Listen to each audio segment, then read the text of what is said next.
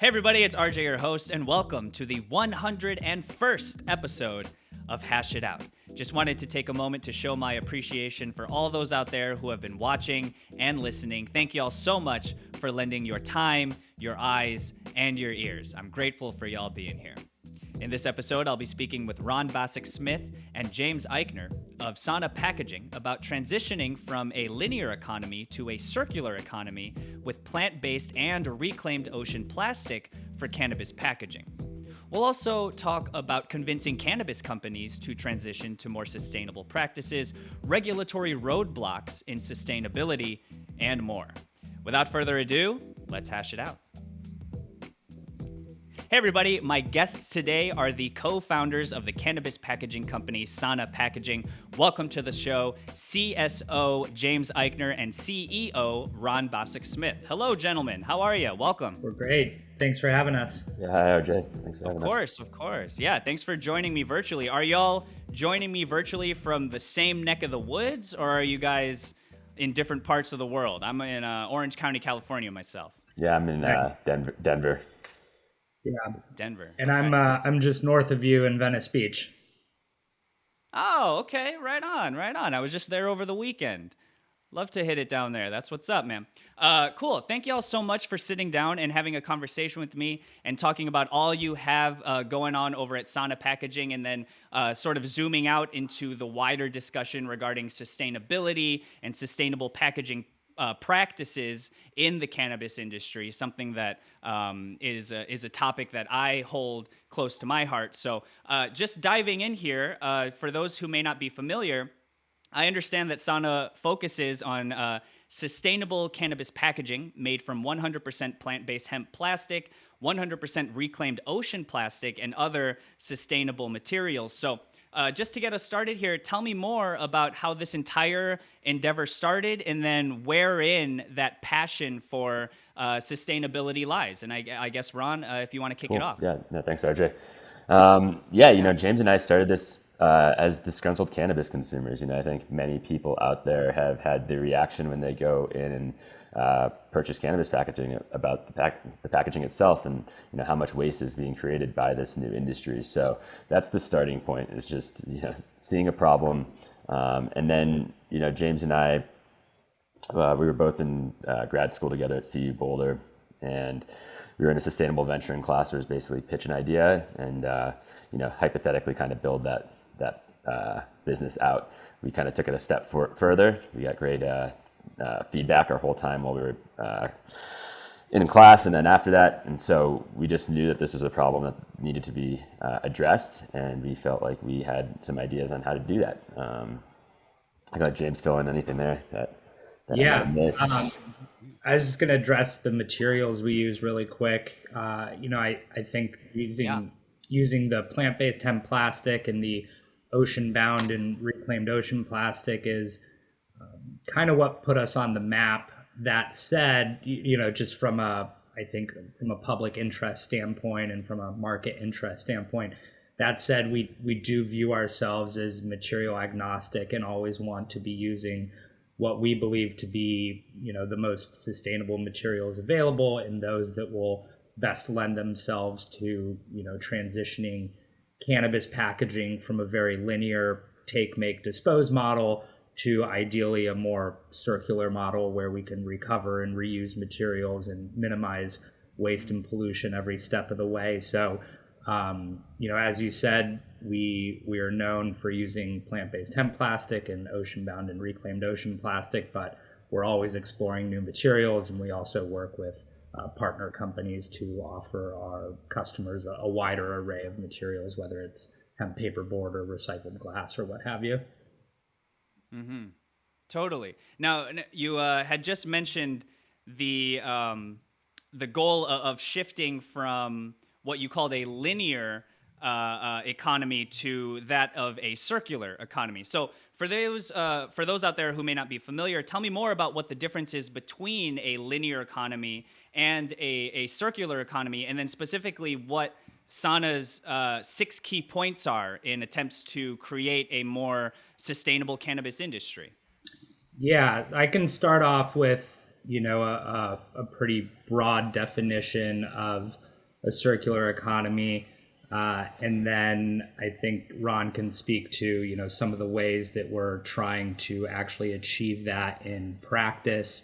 And then happy to go over those six points.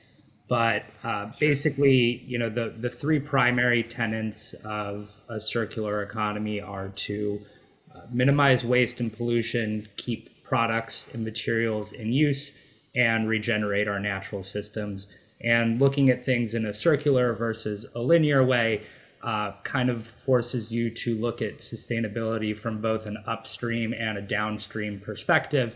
And when you start to look at that full picture that way, you begin to realize that, something like using more sustainable materials is but one piece of the puzzle. And in order to truly address our waste system, we need to be looking at the entire system in which waste operates. And in our case, that's packaging waste. And Ron, I think maybe you can jump in and talk a little bit more about how we're trying to achieve this in practice. Yeah, awesome. Yeah, so if you look at the current systems that we have today, we have just traditional landfill, recycling, and compost. Those are kind of the three options that exist for packaging and largely all of our other waste. And so let's just take recycling, for example. So we have this system that we believe we return the package and then somehow it gets turned back into another product. And that's kind of what the overall belief system around recycling is. The truth of that is that only a very small percentage of what you put into your recycling stream actually gets remade. And so there's a variety of reasons, largely economic, as to why we are not effective with our recycling system. And so, I always say we could recycle all we want, but if there's no companies using or purchasing that recycled material to make new products, then the system falls apart. And that's where we are right now. And so now there's this concept of a producer responsibility and having some basic threshold of, when we're creating new products, are we using a certain percentage of recycled content? What do we need to do to our supply chain so that we can continue to increase the amount of recycled content in a product? And so really be a support for that system. And I also think, one point that I always like to make in this sustainability conversation is that none of these things are silver bullets and no material is going to be a solution to everything. I think if we can start thinking about sustainability as trade-offs and different effects because of those trade-offs that we're making or decisions that we're making, we can have a much more realistic conversation about what is occurring out there. And so for us as a company, first and foremost, it's having that conversation with folks and then making decisions that help support one of the systems that we currently have and potentially trying to create a way for a new system. So for example, cannabis packaging is really tough because of the size of it. A lot of the material that even if it goes into recycling, it's not going to even make it to the next step, basically.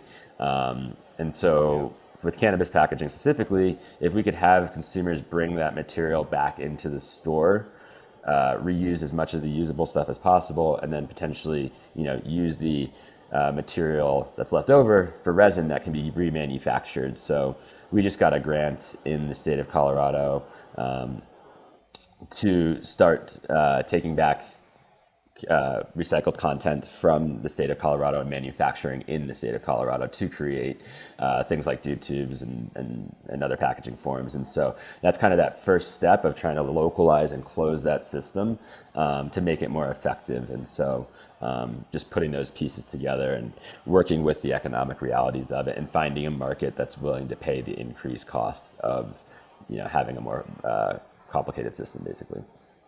And so I started out with kind of that broad definition of the circular economy with those three main points of eliminating waste and pollution, keeping products and materials in use, and regenerating our natural systems, and then drilling down into specifically how that can apply to packaging. That then expands into six primary tenets. And these are not things, by the way, that we came up with. There's a whole school of thought and theory around a circular economy much of it being led by the Ellen MacArthur Foundation, and they actually laid out these 6 tenets as it applies to plastics and packaging. But it's it's definitely the direction we believe we should be moving in. And so that first one is the elimination of problematic or unnecessary packaging through redesign, innovation, and new delivery models. The second is reuse models are applied where relevant, reducing the need for single-use packaging. The third is all packaging should ideally be reusable, recyclable, or compostable. The fourth, and this is a key one, and this is where I think a huge disconnect is between theory and reality, is that all packaging should be reused, recycled, or composted in practice. I think that in practice piece is where a lot of things start to fall apart, because just something might be compostable or recyclable in theory, but is the system set up to actually do it? The fifth is the use of plastic and packaging is fully decoupled from the consumption of finite resources. So that's moving away from things like petroleum resins and moving more towards plant-based resins or other materials that are more regenerative and renewable in nature. And then the final point is that all packaging is free of hazardous chemicals, and that the health, safety, and rights of all people involved are respected. So that 6th point kind of touches on the more traditional theory of like a triple bottom line. Totally. I appreciate that the both of you sort of emphasize that this is it's important to remember this is a multifaceted operation. Ron, as you said, there's no like silver bullet to solve the waste problem or the single-use plastic problem. As you said, many of the items that we put in the recycle bin might not even make it to the recycling center at the end of the day. And so it's important to have these distinct steps and these distinct goals and multifaceted approaches to tackling this problem, which is exactly what I want to dive a little bit more into now. James, I understand, correct me if I'm wrong, you currently sit on the California Cannabis Coalition's Environmental Committee, is that right? No, it's actually Ron who he sits on the National Cannabis Industry Association's Packaging and Labeling Committee. Got it. We were involved with the California Cannabis Coalition, but no longer are. So I don't know if you want to restart that question for no worries. Geared towards Ron and what we actually are doing right now. Yeah. No worries. I mean, you guys are both still, regardless, very steeped in the cannabis packaging, environmental sustainability world. The environmental impact of both cannabis cultivation and product manufacturing has certainly been a topic of contention. As I mentioned, cannabis cultivation itself is estimated to emit more carbon dioxide than coal in the state of Arizona, which is among the top 10 coal producers here in the U.S. Just over a decade ago, in 2010, an estimated 8 million metric tons of plastic contributed to ocean pollution, with single-use plastic packaging, which is, again, commonly used in the cannabis sector, being a major contributor to that alarming figure. Many nations and jurisdictions, including the U.S., have legislation regulating or forbidding the reuse of cannabis packaging in order to produce what they believe is the highest quality product and to lessen the chance of contaminants. This sort of implies that depending on state rules, each product supplied must come in its own child-resistant package, which is usually a one-time use package. And this has the effect of resulting in more packaging than we would prefer. So with all that being said, with that long-winded description being said, what role do y'all see the cannabis companies, and particularly the bigs of big cannabis, what role do they play in ensuring that the cannabis industry is indeed a sustainable one? And James, if you would like to start off, or Ron, either one. I can take that, I guess. Yeah, go for it. Yeah, Yeah, sure. so I mean, it becomes so complicated when you think about, kind of the big picture of the role that the industry plays and what it can do to be more sustainable.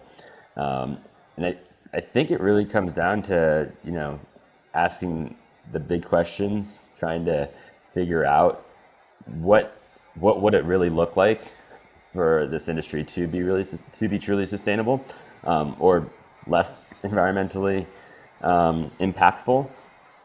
And so the the biggest thing for me is is actually the opportunity that the cannabis industry has as a new industry.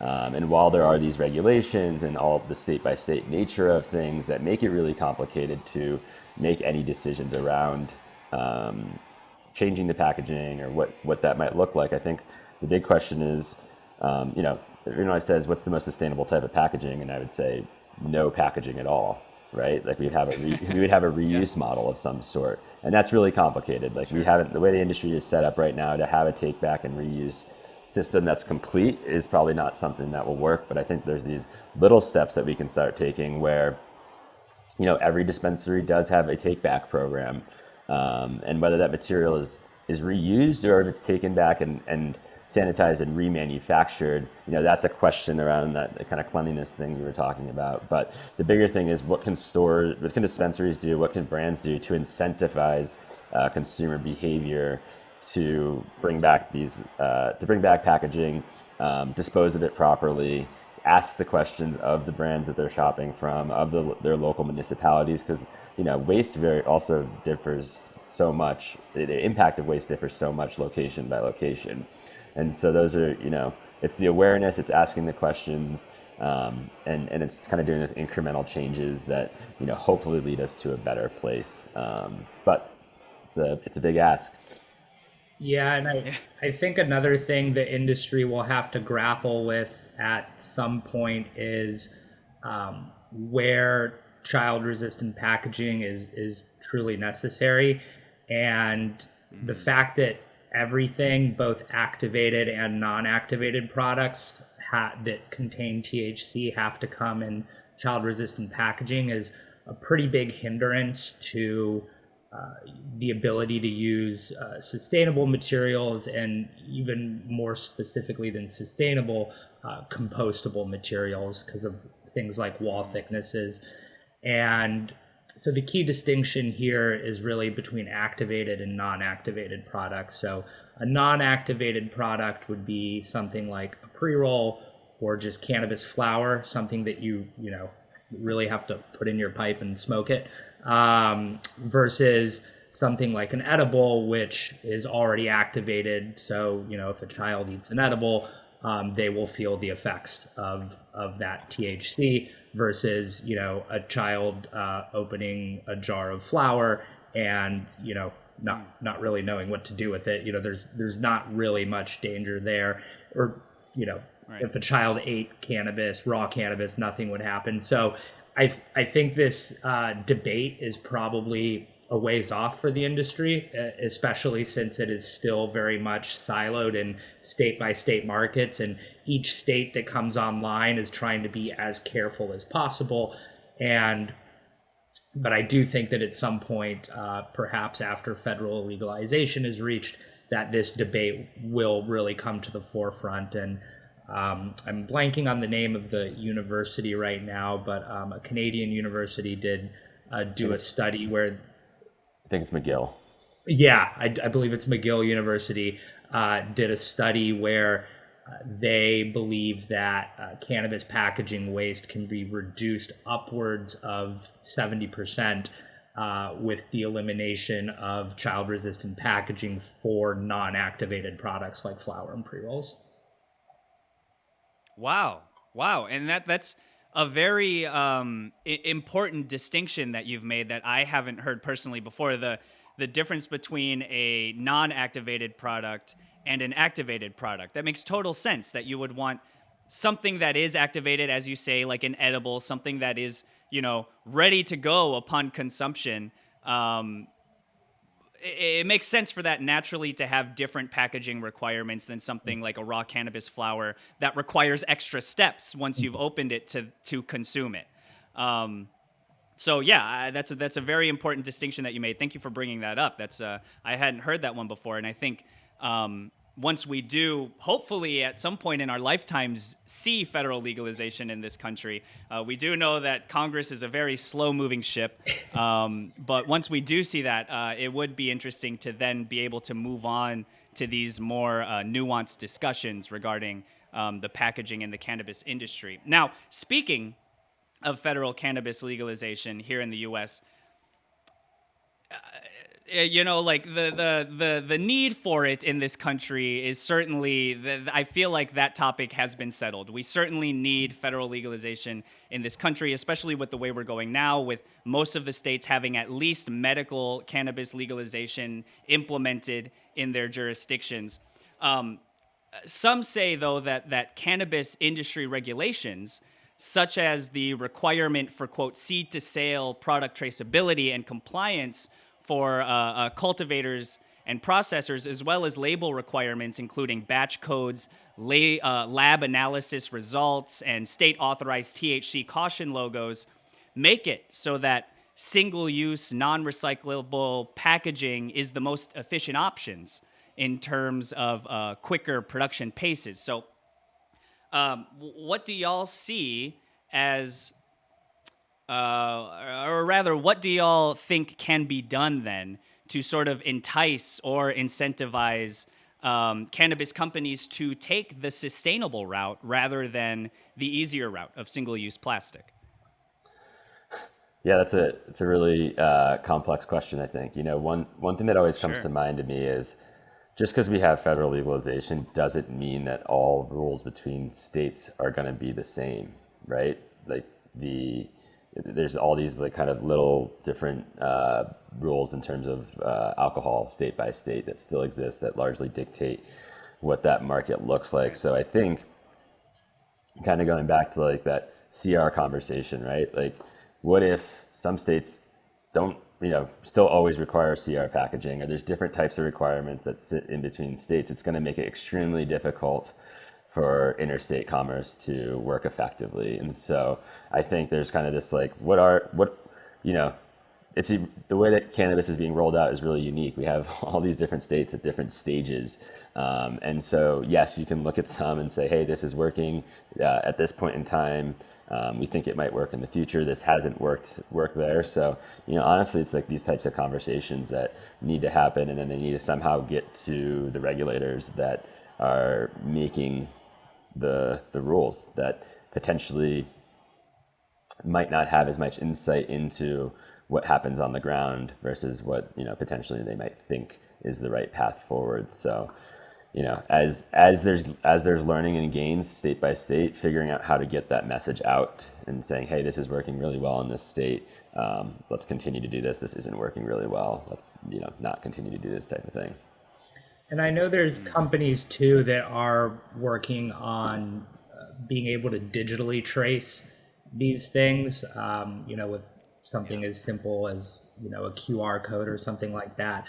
But there, I feel like that is a pain point in the industry that folks are aware of. And again, because cannabis is so siloed state by state, I do feel like when we go to these larger conferences, like we were just at MJ BizCon in Vegas, you do see a handful of startups that are always trying to tackle this traceability problem, from the perspective of how do we make this something easier to do, so that it's not as much of a time and money suck for operators, but also an added benefit of one of these potential solutions working could be, a drastic reduction in labeling, or an opening of broader materials that could be used because less labeling space is needed, or things like that. But it's definitely something we see folks in the industry trying to tackle. And I don't know if there's a clear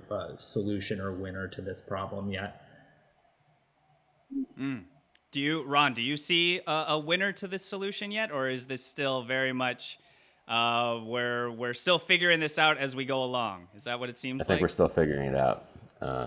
Yeah. There's still, the cannabis industry is trying to work within these larger systems and stuff. So there's big Yeah. rocks that need to be moved, and Totally. yeah, it's going to be interesting to see how like the next, I think, 5 to 10 years unfold, and what that looks like. And Certainly. Yeah, I mean, now that the cannabis community and the cannabis sector have sort of been legitimized legislatively, at least on the state level, that from what I've seen, that hasn't stopped the trend of the cannabis community always facing an uphill battle, and definitely swimming upstream in terms of societal acceptance, legislative acceptance, industry acceptance, all of the above. But we're here. And we're still making it work despite all of that. My last question for y'all is just, we are gearing up towards reaching the last month of 2021. I can't believe it. It was literally the blink of an eye. But what have y'all got in the works that you're looking forward to round out the end of the year and then going into 2022? yeah, I know I can speak to one thing we're really excited about. I mentioned it before, is Yeah. the grant, Please. and getting the system going here in Colorado, where we're taking back packaging from the state and remanufacturing it in the state. I think that's going to take, we're just getting things going with that, and it's going to be really interesting to see what the buy-in is amongst the cannabis community within the state to say, hey, let's support these types of models that are at least moving us in the direction of finding solutions for these big issues that we all have. So that's going to be top of mind for me for the rest of the year, and moving into next year. I think two other things that are, I think, also very exciting to us right now is, one, we're finally starting to break into the cannabis concentrates market, having just released our first concentrates packaging. And also, from a material perspective, we're working towards transitioning a lot of our ocean-bound and reclaimed ocean plastic to a PET, which is a number 1 recyclable. Currently, we use polypropylene, which is a number 5, and HDPE, which is a number 2.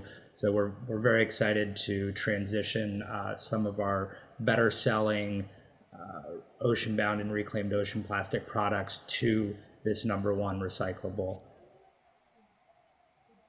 Right on. Well, we will certainly be keeping an eye on all that y'all have got going on over at Sauna Packaging. Please keep up the good work, and please keep up this very important endeavor. It's so important that we make sure that the cannabis industry sets itself apart from other industries, and that we really focus on creating something sustainable and inclusive, accessible, all of the above. So thank y'all so much for what you're doing, and thank y'all so much for sharing your perspective and sharing your time today. I really, really appreciate y'all. Please continue to be well and stay safe out there in this wild world. Yeah, thanks so much, RJ. We appreciate the time.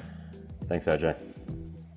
Absolutely. Ron Basak-Smith and James Eichner, everybody. That is it for Hash It Out, y'all. Thank you so much for watching, liking, commenting, and subscribing. I am your host, RJ Balde, and I will catch y'all in the next one. Peace out. Hey, everybody. Thanks for checking out our channel. Click here to watch another episode of Hash It Out. To find more cannabis industry reporting, insider stories, and to stay up to date on the latest trends, make sure to subscribe and keep up with our TRICHOMES community app. Download it now for free, and we'll see you there.